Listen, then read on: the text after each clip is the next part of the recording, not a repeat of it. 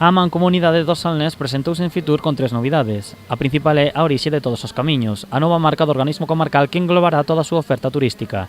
Pero esa non foi a única sorpresa do ente comarcal. Bueno, pois hoxe vamos a presentar aquí a marca de a orixe de todos os camiños. Vamos a falar un pouquiño de todos os produtos que estamos facendo desde a Mancomunidade do Salnés.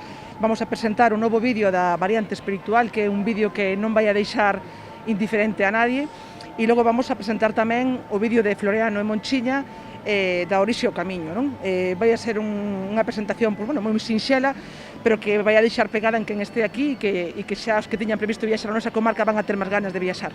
Con esta presentación, a Mancomunidade quixo amosar toda a oferta turística da que dispoñen os 9 concellos que forman a comarca, unha oferta que mestura paisaxes, historia e gastronomía. Cada un dos 9 concellos da Mancomunidade do Salnés lle pode ofrecer cousas ben distintas.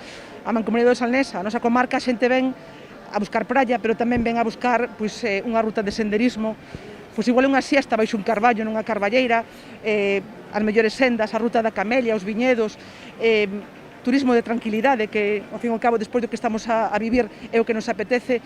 A comarca do Salnés lle pode ofertar todo un amplio abanico que, para todo tipo de persoas e para todo tipo de experiencias. Todos os produtos presentados pola Mancomunidade están vinculados ao Camiño de Santiago, pero o organismo comarcal Fitur é a oportunidade para reactivar o seu turismo.